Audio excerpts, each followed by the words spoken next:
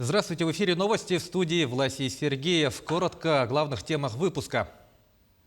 Подготовка квалифицированных кадров, обмен опытом и развитие специализированных медслужб. В Якутии обсудили стратегию здравоохранения до 2030 года. Меры по переводу на дистанционное обучение дали результат. Глава Якутии Айсен Николаев провел заседание оперативного штаба по недопущению распространения COVID-19. Поддержка начинающих предпринимателей. В республике организованы 16 бизнес-инкубаторов.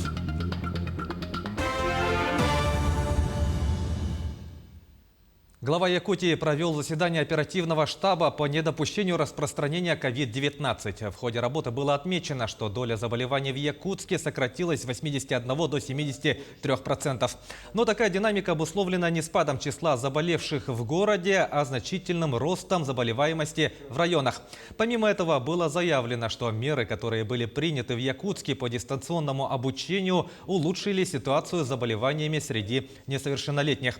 Айсен Николаев напомнил о том, что главной защитой от болезни является вакцинация и ревакцинация.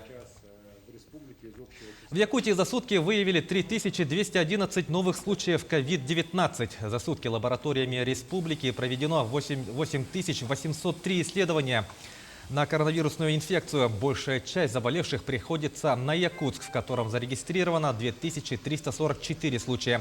В Якутске на 1 февраля 2864 человека госпитализированы с диагнозом COVID-19. Вместе с этим за сутки выздоровели 1233 человека. На сегодняшний день первым компонентом привиты 574 290 человек, что составляет 80,1% от взрослого населения республики. Ревакцинацию прошли 126 336 человек. Это 62% от количества лиц, у которых наступил срок ревакцинации. Эпидситуация в Неренгринском районе осложняется. Отмечается рост заболеваемости как по респираторным инфекциям в целом, так и по коронавирусной инфекции. Так, на прошедшей неделе по сравнению с предыдущей прирост заболеваемости по ОРВИ составил 46%. За неделю было зафиксировано 1340 случаев. Из них заболеваемость среди детей 996 случаев.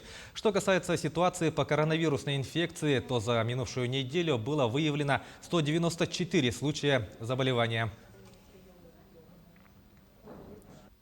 И уже за период с пятницы по понедельник было зарегистрировано лабораторно подтвержденных 114 случаев коронавирусной инфекции. То есть заболеваемость растет и растет очень большими темпами. Максимальная нагрузка, конечно, приходится на амбулаторное звено медицинских организаций на текущий момент. И в целом заболевание, конечно, протекает несколько легче, чем предыдущий штамм дельта. И в основном характеризуется легкими формами средней степени тяжести. В симптоматику включилось поражение кишечного тракта, то есть подключились еще и абдоминальная симптоматика. Среди прибывших на Олимпиаду в Пекин выявлены десятки новых случаев коронавируса. Так, 37 участников соревнований сдали положительный тест. Всего за последние 4 дня медики выявили больше 100 новых случаев ковид. Детали в следующем сюжете. Организаторы Олимпиады в Китае сообщили о 37 новых положительных тестах на коронавирус в воскресенье. Среди заболевших 12 спортсменов и официальных лиц. Всех их изолировали. Днем ранее, в субботу, на карантин отправили 34 человека. Всего за последние 4 дня выявлено 119 зараженных.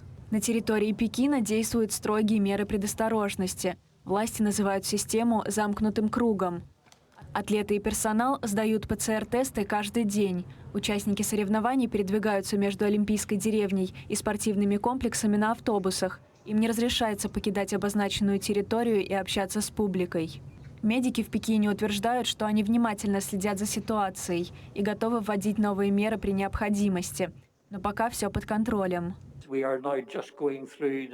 Мы проходим через пик заболеваемости среди участников Олимпиады. К нам только за пару дней прилетели 3000 человек. Число зараженных будет расти.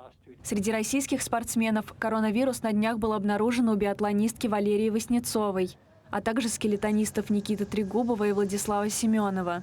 Из-за выявленного заболевания не приедет в Пекин и фигурист Михаил Калида. Хотя у него было время выздороветь, федерация решила не рисковать и заменила спортсмена на Евгения Семененко. Положительные тесты и у бобслеистов Алексея Пушкарева и Василия Кондратенко. Но до начала их гонок 2 недели, и у атлетов еще остается шанс быть допущенными. В последнее время на передовой во всем мире стоят врачи, а среди них много мам. В Ленске в детском отделении Центральной районной больницы работает врач-педиатр, неонатолог с многолетним стажем Елена Еременко. В гостях у него побывала Анна Кожевникова. От чистого сердца, простыми словами. Давайте, друзья, потолкуем о маме. Мам любых национальностей, вероисповеданий и профессий объединяет одно – большое, любящее сердце. В детском отделении Ленской центральной районной больницы работает мама-педиатр Елена Еременко. Это человек, который ко всем своим деткам-пациентам относится как мама. О ней нельзя сказать сухими словами. Назначает лечение, консультирует, наблюдает. Каждый день приходит. Прям вот первого дня она почти чуть ли не каждые 10 минут заходила, спрашивала. Ну, она очень хороший доктор, чуткий прям. И как врач она мне очень понравилась. Она очень хороший доктор. В отделении, как и в Ленской ЦРБ, Елена уже 15 лет, окончив медакадемию в Красноярске, после распределения была направлена в Ленск. Я считаю, что эта мама, наверное, как-то к этому подвела, что просто вот это был как факт. Вот ты будешь врачом. От пациентов всегда отзывы положительные. Во время работы она выполняет свои все трудовые обязанности. И вся коллектив гордится, что у нас в коллективе работает она в течение столько лет. Елена Викторовна не просто педиатр, она еще и неонатолог, то есть детский врач, который проводит наблюдение за ребенком с момента его рождения и до месяца. Приняли мы ее, конечно, очень хорошо, очень грамотный специалист, неонатолог. Вот, очень много мы с ней прошли, очень многим помогла деткам. У нее очень замечательный муж, замечательная семья, хорошие детки, поэтому достойный человек. Помимо этого, Елена работает врачом в детском саду «Белочка», всегда принимает участие в общественной жизни больницы. Но пандемия внесла свои коррективы и в досуг, и в работу. Когда была первая волна, мы вообще полностью отделение сворачивали, уходили наверх в терапию, нам давали 2 палаты. Мы жили только там, работали как со взрослыми, так и со своими детьми. Дома же Елена – мама 2 замечательных сыновей – 5-летнего Матвея и 3-летнего Ивана. Поэтому по максимуму свое свободное время посвящает семье. Летом это дача, рыбалка. Приучают мальчиков к труду и любви к родному краю. Конечно, во всем молодой женщине помогает муж. Вот такие мамы трудятся в Ленском районе первыми, приходя на помощь заболевшим, не считаясь со своим личным временем. Особенно в трудные будни пандемии. Анна Кожевникова, Виталий Андреев, Ленск. Подготовка квалифицированных кадров, обмен опытом и развитие специализированных медслужб. Перспективную стратегию здравоохранения до 2030 года обсудили в Якутии. Так, один из планов – повышение уровня оказания онкологической помощи в республике.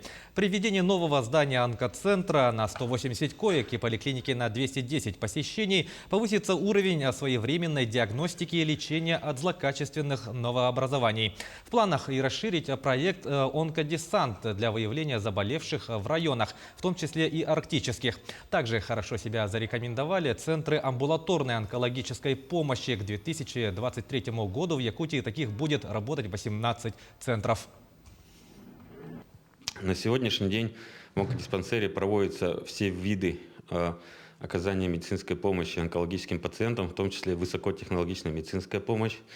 По хирургии выполняются малоинвазивные расширенные операции на различных органах. В том числе мы достигли результатов по Дальнему Востоку. Мы в лидерах по выполнению операций на легких и операции по женской репродуктивной системе и по урологии. По итогам 2021 года Сургутнефтегаз увеличил объем добычи нефти на 4,3%. Об этом заявил глава республики Айсен Николаев. Так, по итогам проделанных работ в минувшем году был получен прирост запасов нефти на 12,5 миллиона тонн, а газа на 13,8 миллиарда кубометров. В 2021 году объем добычи нефти составил 10 миллионов 306 тысяч тонн, что на 4,3% выше уровня 2020 2020 года. В текущем году ожидается рост объемов добычи до 10 миллионов 432 тысяч тонн. За 2021 год в консолидированный бюджет республики от компании поступили налоговые платежи в сумме 9 миллиардов 646 миллионов рублей. С сегодняшнего дня в России введены штрафы за отсутствие или несвоевременную установку систем автоматического контроля за источниками выбросов загрязняющих веществ. Для должностных лиц штраф составит до 40 тысяч рублей, для юридических – до 200 тысяч. Помимо этого, с 8 февраля в несколько раз повысятся штрафы за производство и оборот немаркированной табачной и алкогольной продукции. Также будет введена административная ответственность за ее перевозку. Для физических лиц штраф составит от 15 до 25 тысяч рублей с конфискацией продукции. Руководитель фракции КПРФ в Госдуме Геннадий Зюганов призвал отменить закон о Фан-ID. Он отметил, что нужно прислушиваться к народу, который выступает против введения электронного документа. Напомним, что с 1 июня текущего года должен вступить в силу закон о введении Фан-ID, который поможет идентифицировать участника соревнования. Сообщается, что после введения системы фанаты смогут попасть на ряд спортивных мероприятий только после оформления необходимых для этого документов. Поддержать начинающих предпринимателей в Якутии возможно. 16 бизнес-инкубаторов организованы по всей республике, в числе которых и Ленский район. С этого года в Ленске появилась возможность дистанционно стать резидентом колыбели молодых предпринимателей. Подробнее в следующем сюжете.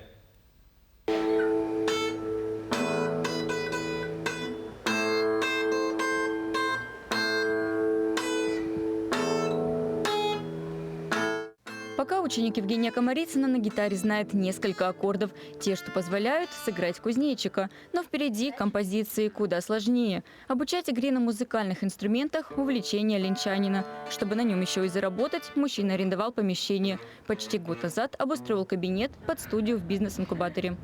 Все очень заинтересованы. Вот Галина Алексеевна, директор, ее заместитель Степан. Они всегда стараются как-то помочь, посоветовать, как лучше вести бизнес, какие дела, на какие дела обратить внимание в первую очередь.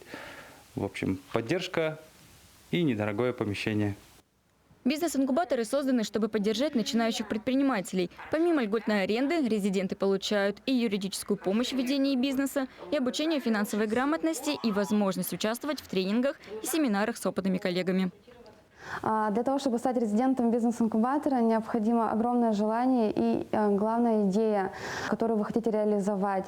Помимо этого, вам необходимо быть зарегистрированным в качестве ИП, ООО или самозанятым.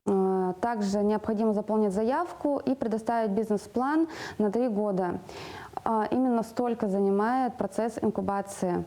Спектр предпринимательской деятельности в бизнес-инкубаторе широкий – от предоставления услуг до производства. Начинающий предприниматель Татьяна Филиппова – одна из новых резидентов. Выращивает микрозелень.